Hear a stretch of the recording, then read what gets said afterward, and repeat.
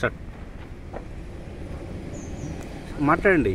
ఈ జరిగింది నార్కట్పల్లిలో కాంగ్రెస్ కార్యకర్తలు సపరేట్ ఫంక్షన్ హాల్ పెట్టి ఫంక్షన్ హాల్ డోకూరి ఫంక్షన్ హాల్లో డబ్బులు పంచుతుండగా డబ్బులు ఎందుకు పంచుతున్నారని నిలదీసినందుకు నా పైన దాడి విశేషరహితంగా పిడిగుద్దులు గుద్దుతూ వెనకకెళ్ళి గుద్దుతూ తల మీద కొడుతూ విపరీతంగా దాడి చేశారు. మొత్తం ముక్కు అంతా పగలగొట్టారు. మొత్తం లోపల ఇంజ్యూర్ కావడం జరిగింది. అదే మాదిరిగా అమ్మనా బూతులు తిట్టారు.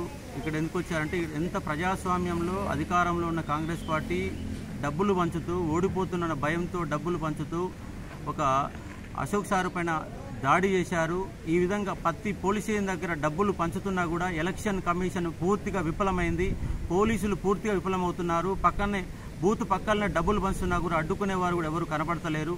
ఇది ప్రజాస్వామ్యమా ఇంకేటనేసి అర్థం కాని ఒక పరిస్థితి.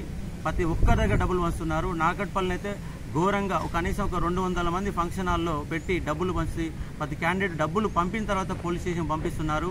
ఇదేంటని ప్రశ్నించేందుకు నా పైన విపరీతం విశిక్షణరహితంగా కొట్టడం జరిగింది. ఇప్పుడు నేను నార్కట్పల్లి నా ఫోన్ మొత్తం పగలగొట్టారు. ఇంకో ఫోన్ లాక్కున్నారు.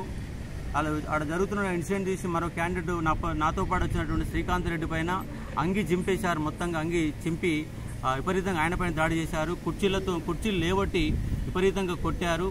నార్కట్పల్లి పోలీస్ స్టేషన్ ముందు పోలీస్ స్టేషన్ కాడికి వస్తే పోలీసుల నుంచి కనీస స్పందన కరువైనది. జస్ట్ అప్లికేషన్ తీసుకున్నారు కానీ ఎస్ఐ గారు చెప్తే ఎస్ఐ గారు కూడా కనీసం ఇటువైపు కూడా రావడం లేదు. ఇక్కడ ఏఎస్ఐ గారేమో కంప్లైంట్ ఇచ్చి వెళ్ళిపోండి అని చెప్పేసి నిర్లక్ష్యంగా మాట్లాడుతున్నారు. కనీసం పోలీసుల నుంచి కనీస స్పందన కూడా కనబడతలేదు. ఇది ప్రజాస్వామ్యమా? అసలు ఓటింగ్ ఎమ్మెల్సీ ఓట్లు పట్టభద్రులు పాల్గొనే ఎన్నికల్లో కూడా డబ్బులు పంచుతున్నారు. పోలీసుల నుంచి కనీస స్పందన కూడా నాకు ఇక్కడ కనబడతలేదు. ప్రతి పోలీసులకు ఇదే విధంగా జరుగుతూ ఉంది. పట్టించుకుంటే వాళ్ళు లేరు. నేను ఎమ్మెల్సీ క్యాండిడేట్ని అశోక్ కుమార్ స్వతంత్ర అభ్యర్థిగా పోటీ చేస్తున్న నేను నా పైన విచక్షణరహితంగా దాడి చేయడం జరిగింది.